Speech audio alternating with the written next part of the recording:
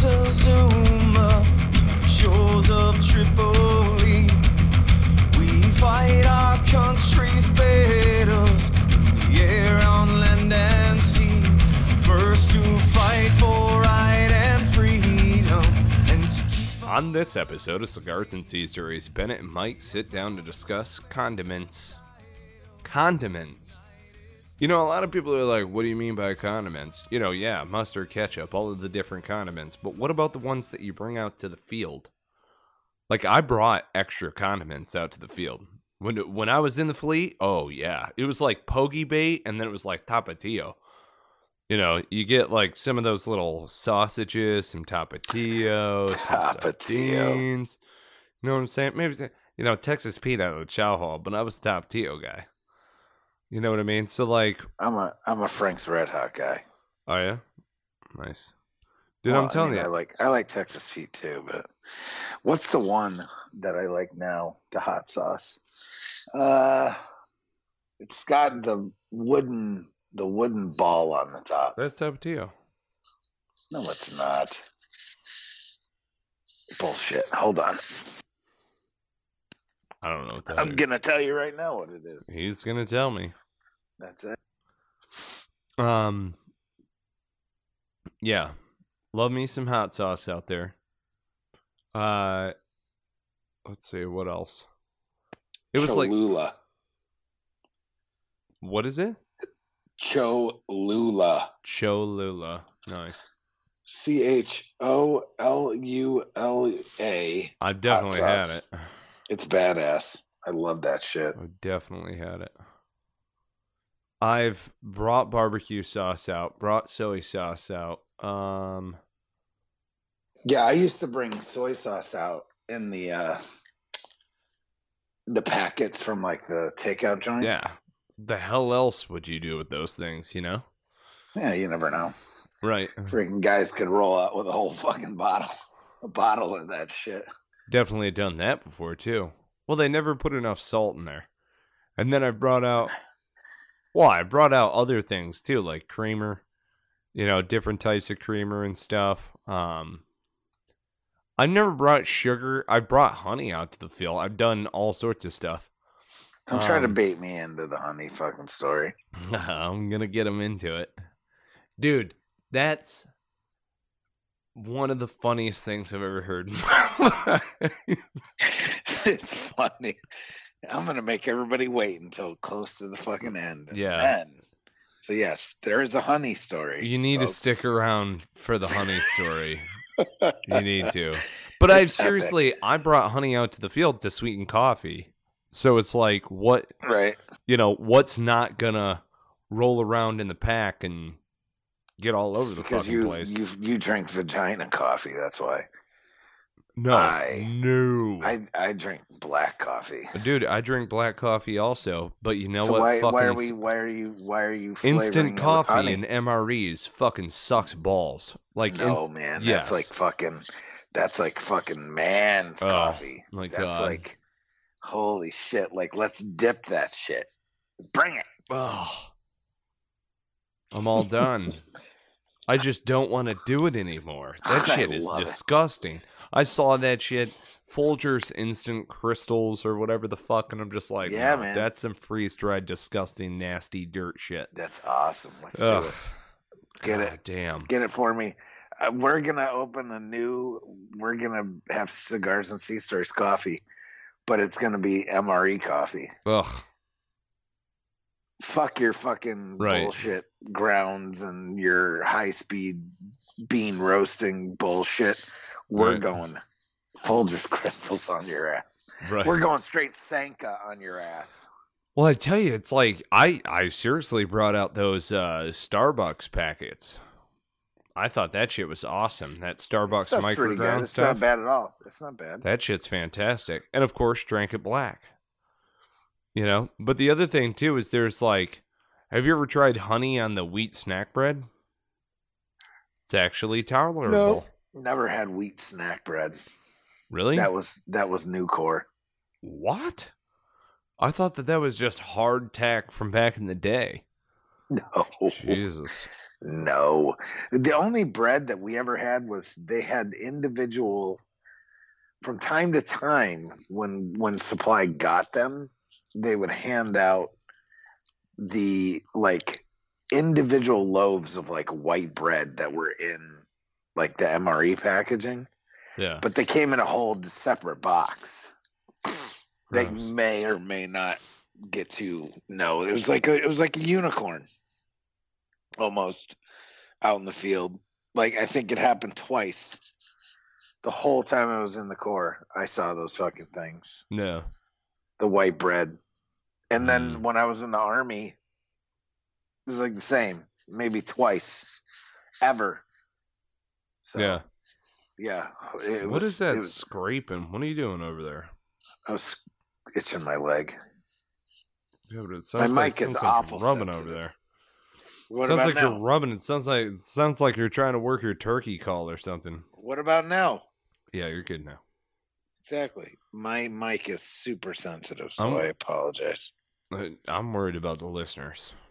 Well, that's who I'm worried about. All right. Well, I apologize. I want to know what type of my fucking turkey call. Dude, I'm telling you should have seen Trey and I out there like. Oh, yeah. I didn't get one with Trey. I got one with Robert. Well, did Story you for another time. Did you eat the freaking tenderloins tonight or what? Yes, I did. They were delish. But I, of course, what condiment did you use on them? Good question. It was Sweet Baby Ray's, the honey mustard sauce. You know what I'm talking about? That honey barbecue sauce? Yes, I do. Yeah, I'm a big fan. Yes, I do. Sweet Baby Ray's is pretty good. Yeah. Some Carolina Gold. Yep, there you go. That's what it is. And what I do with the, I overcooked it, especially considering, I don't want to get my family sick, right?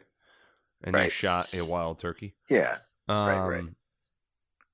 But yeah, just season it, a little bit of flour on there, whatever, piping hot oil,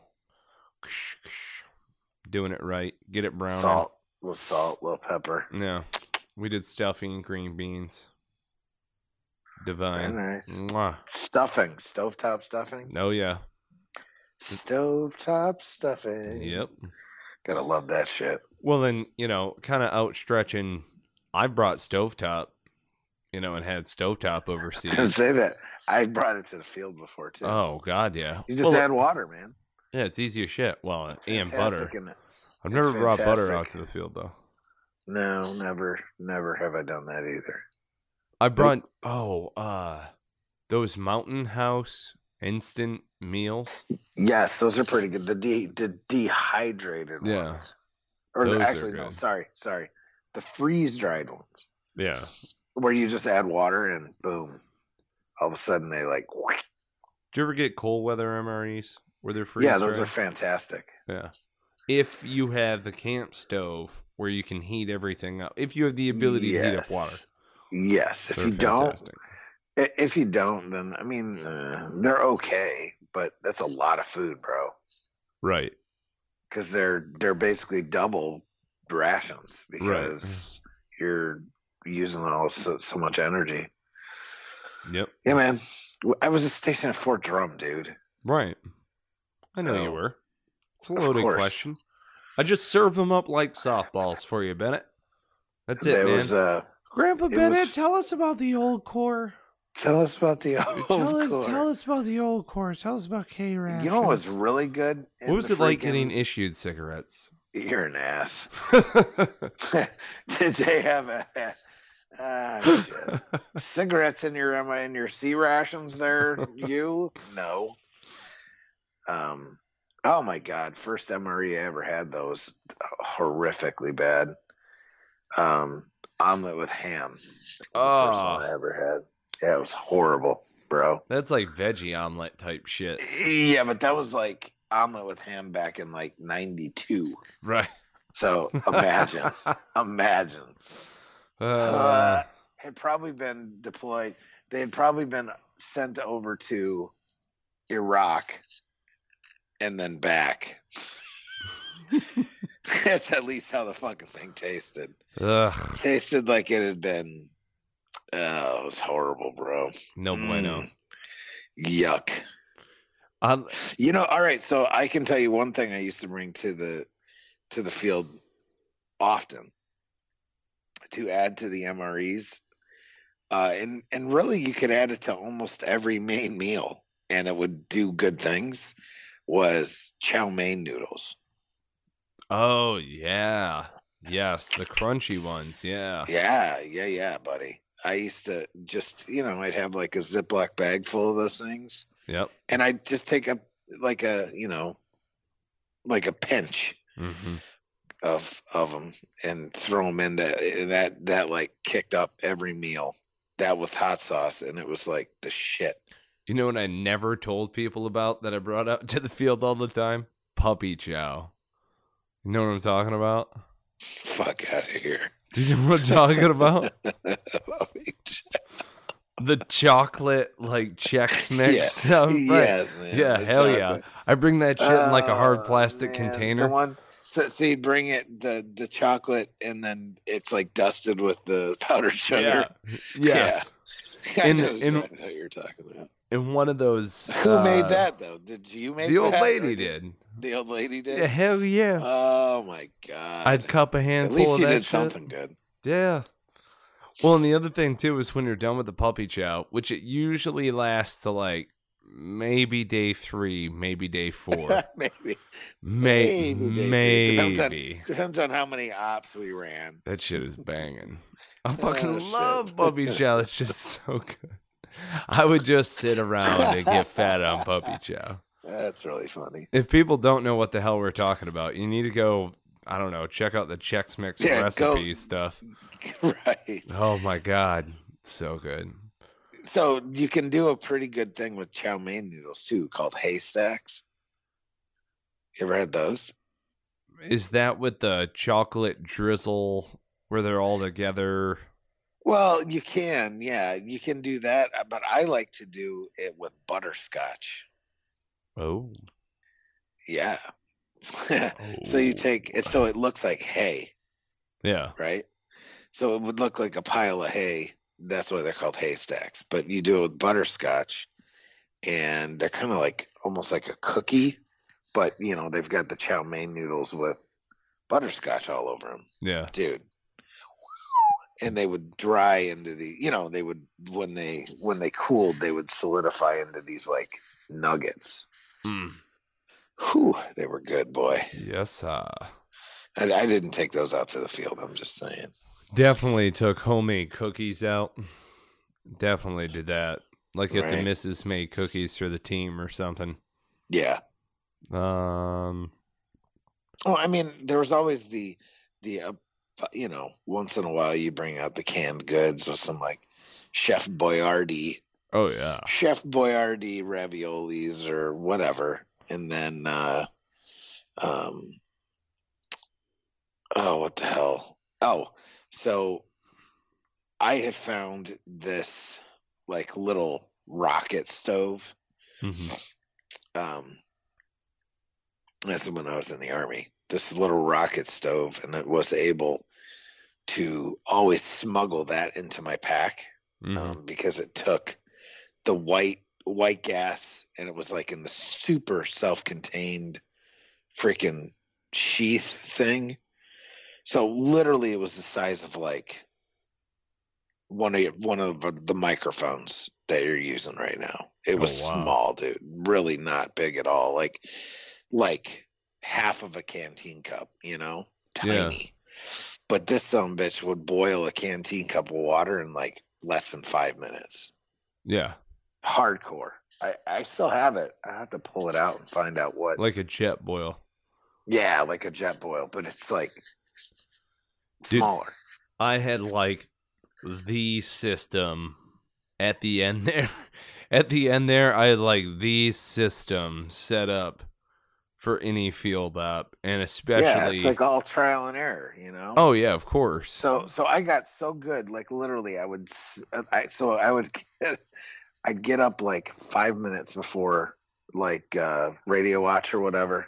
Yeah. Or like whenever it was Because when I got out, I was still I was an NCO, but it was still a junior NCO. You know what I mean? Right. And so I'd always have but I would always pick like the one in the middle of the fucking night, like dead in the middle. I'm like the one, the hour of or like the 2-hour shift of like SOG type shit that nobody wanted, just to pull out my shit, right? So Right. I'd pull out that jet boil and I would I'd smuggle out ramen noodles straight up. And man, I would feast on that shit. Hell while yes. I was on it. I'd rock it out. Boom. I'd always have it. And next thing you know, he's busting out the ramen, and motherfuckers are like, "Are you eating ramen?" Like whoever would like dudes would get up to piss or whatever, and they're like, Right. "You eating fucking ramen?" Because that's distinct smell. Oh God, yeah. You can't hide from it. No. That shit's like all of a sudden you're like, Yeah. oh wait, Yeah. whoa, wait. If you're Especially when all you smelled for the last week is ass Right. and sweat. Ramen is like you kill motherfuckers for that shit. So yeah, man. it's shocking. Mm. Yeah. No, I know exactly what you mean. Well, and so it was funny because prior to getting out, well, anyway, in Special Operations Training Group, blah blah blah, the advisor training package, you're in mountain towns and you're staying essentially in small PBs. That's part of the scenario. So it's like Right. one of those few times that you're sleeping indoors. But it's still a mountain town, right? You know what I mean? But it was great though, because what we would do is you'd lay out your bivouac and you could set everything up because we were indoors. So I had my jet boil all ready to rock, and the only thing that I would change up is always there was a canteen worth of water in a jet boil. Bam, I'd fire that thing up. If it was the middle of the night and I was going out on watch, I would either take broth or like hot cocoa or whatever, in order to have that on watch if it was a cold field up. Every once in a while I took ramen with me. And then what I loved is before I would even roll out of the rack, that jet boil was up, hot, steaming, and then I would add Starbucks micro ground, whatever the instant coffee stuff is, and oh man, it would be done. All of that would be done, and I would have a hot cup of coffee by the time I was done packing up. Your ISO mat and your everything that you bivouac. So it's like you fire that bad boy up, climb out of the rack, pack everything up. When you're done, you got fresh coffee. Sometimes I just think about it. Coffee coming out of my coffee machine, like Mr. Coffee. Mm-mm. Well, chicken bouillon, the base, Yeah, was always a good thing to bring out too. If you knew you were going to be able to boil water, yeah. Bring a couple of those bouillon cubes, dude. Yeah, man. Game time. Yeah. Yes, sir. Yeah, but it was like That stuff's also good to add to MREs, by the way. Just saying. Oh yeah. Oh, for sure. Yeah, that was the other thing, is it's like salt. That's why I always brought soy sauce. It's not necessarily because you're grabbing an Asian meal. It's because on that like meat block patty, whatever that is, MRE beef patty meal, it typically is, sometimes it's salty enough. Sometimes it's not. And so you got to add the condiment salt that's in there. Well, I would rather add soy sauce. Yeah. I'm trying to think of what other condiments that I would bring out there. I mean, there's all sorts of stuff. I mean, not always the sweetened stuff. Sometimes salty. I mean, then there's just, well, we've already been jamming on it. I mean, everything that we're discussing here is total POGy bait. Yeah, POGy bait. Because I had a buddy, I never really did it, but I had a buddy who used to religiously, he'd bring like a sleeve of Ritz crackers. Yeah. And add that to like every freaking meal he had. He would just crush them up and add them to a meal. Didn't matter what he was having, dude. Yeah. From chicken cavatelli to tuna and noodles, he would add freaking Ritz crackers to that shit. Whatever to choke it down.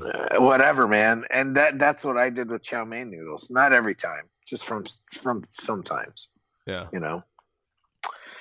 It is. Yeah, man. I say chicken a la king was rocking with those chow mein noodles. So you get the chicken a la king, add the chow mein noodles and a little bit of soy sauce. Bang. Transform that shit from inedible to totally edible. Because chicken a la king was fucking nasty. Yeah. Did you ever tangle with chicken a la king? Or was that before your time? Might have been, yeah. It probably was right before. Because the Rockstar MREs, when I was really in the depths of eating MREs, you know, the Rockstar MREs were spicy meatball. There's some kind of spicy meatball thing. Chicken with rice. And then there was another one that was kind of like the spicy meatball, but it was like pork something.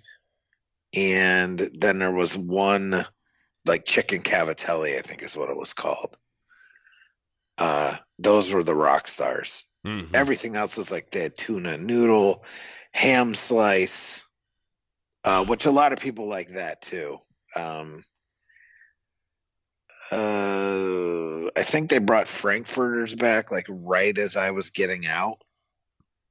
Tuna with noodle. Tuna mac. Yeah, basically. Yeah, where it's like chili mac. Chili mac was a rock star too. Oh yeah. And beef stew. Chili mac with hot sauce. Yeah, chili mac with hot sauce. As long as you could heat up chili mac. Yes. That was pretty good. Yeah, and then like nobody ate chicken a la king. Fucking nobody ate it. Very, very few people ate the tuna and noodles. God, I know there was another one that people were just like, oh, like they would vomit. Yeah, you know, you always field strip the shit out of them anyway, so. Yep. Whatever. You know, you take the main meals for some. You always take the crackers. You always take the tradables. Right. Whether it's jalapeno cheese spread, peanut butter, all the desserts, the crackers, the beverage base, the cocoa powder,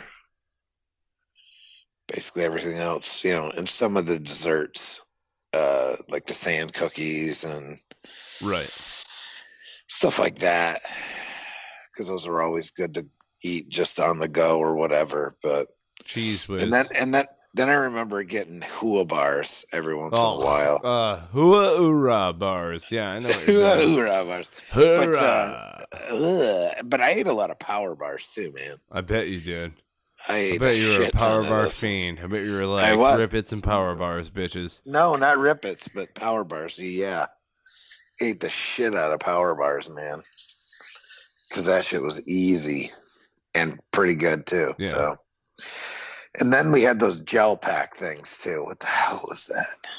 Oh yeah, like the Gatorade ones or whatever. Yeah, but they were like, but it wasn't just that. It was like actual substance to it, and it was almost like pudding. So it had calories in it. Yeah. But anyway, so are we ready for this story? Yes. All right. Oh my God, you poor bastard. Story about condiments. But it has nothing to do with the military. Yeah, but you're wearing tactical gear. Yeah. All right. So for those people that don't know, I spent, after I got out of the Army, I spent 11 years in the nuclear security field. And this was probably 2000 and 2010-ish, 2010, 2011 time frame. And we basically wore a kit. Once we got our uniforms on, we went to briefing. We had a kit. We had a vest with, freaking ammo pouches across the front, carried M4s, AR-15s, whatever the hell you want to call them. When I left, we were carrying M&P, Smith M&Ps, and had, a whole freaking kit, man. Right. 6 mags across the chest, yada, yada, yada, yada. All right. So we're in one of the response rooms. It was me and 2 other guys. Just chilling. Just chilling in this response room. 2 guys. So they were like back there. We had a main computer, and then like I had my laptop.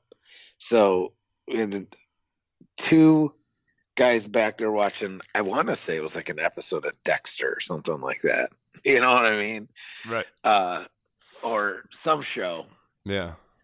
And I was up either playing a video game or watching a movie, because it was a rough job, obviously. But this is like at midnight on on a regular night. Bored out of our gourds.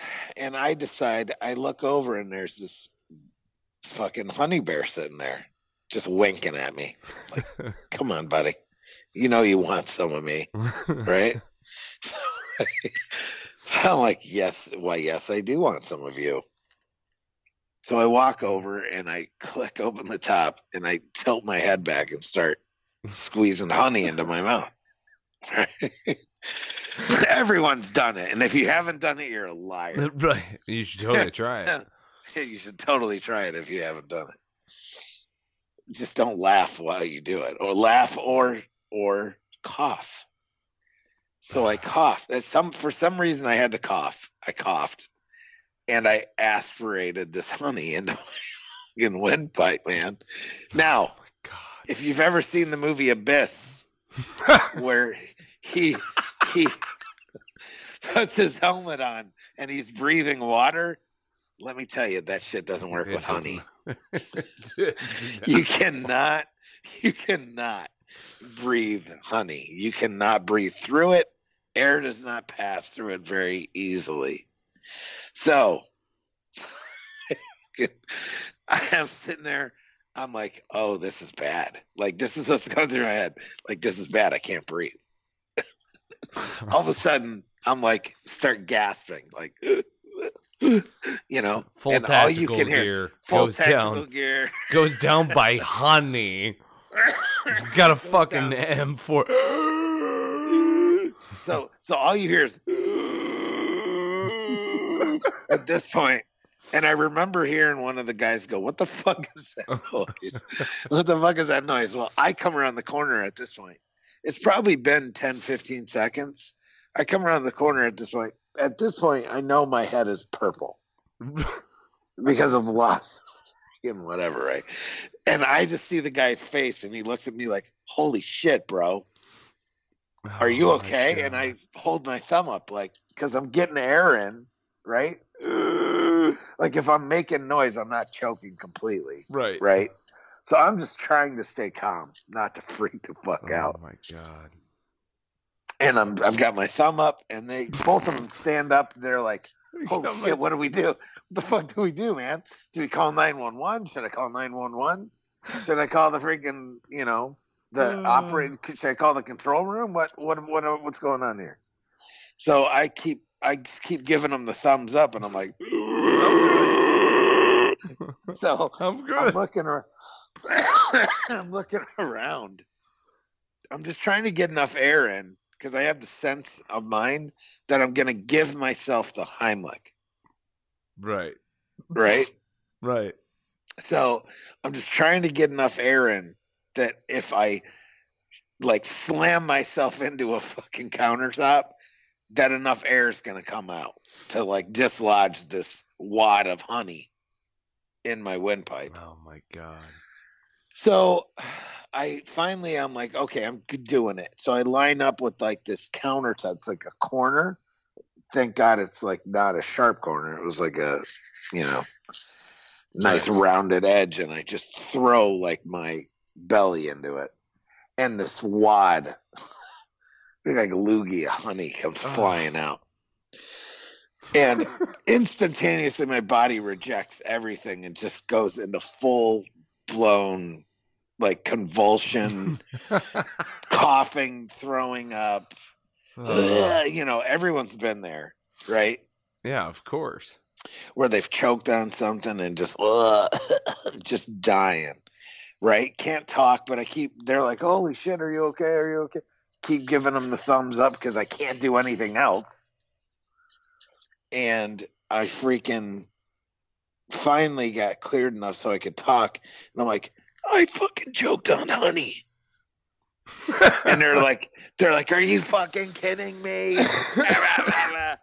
So I caught rations of shit from these guys and all the other guys because they called everyone instantaneously. Oh my God. My entire shift knew instantly. It was like the shit went out over the radio, basically. Oh my God. I just picture you like thumbs up, like, on fucking honey. Yeah, I'm good. I'm good. Oh Diver's good. Oh my God. Yeah, that's what I picture. Yeah, there you go. The diver, rescue swimmer's good, whatever. Yeah. I'm all set. Good to go. Double thumbs up. That shit's it was horrible. Absolutely horrible. So just note to self, you cannot breathe through honey. Right. If you ever decide to maybe try that. Just saying. Go. It's possible to choke to death on honey. Right. Possibly. Very much so. Well, there you go. There are some sea stories on condiments, folks. I'm sure you got some sea stories of your own. What else? What type of POGy bait are you bringing out to the field with you? Stuff like that. Maybe you're still trekking out into the wilderness and you have complete and utter freedom on that experience. What are the best condiments to take out to the field? I'd love to know. So give us your thoughts on cigarsandseastories.com/podcast. Go to this individual episode if you so choose. Go to our Facebook page, which is at Cigars and Sea. You can also follow us on Instagram at Cigars and Sea. Thank you so much to veteranslist.us for being a featured sponsor. If you would like to get a featured membership on veteranslist.us, you can do so for 50% off. That's half off by entering discount code Cigars and Sea. Also, Spartan Media, thank you so much. LifeFlip Media, thank you for your ongoing PR support. And Heroes Media Group, which is a veteran-focused podcasting network. You should definitely check them out. So we've got a lot more in the works, folks. And just stick with us. We ain't going anywhere. So glad to have you as part of the conversation. And look forward to seeing you again on the next episode of Cigars and Sea Stories. Bennett, let me hear your war cry.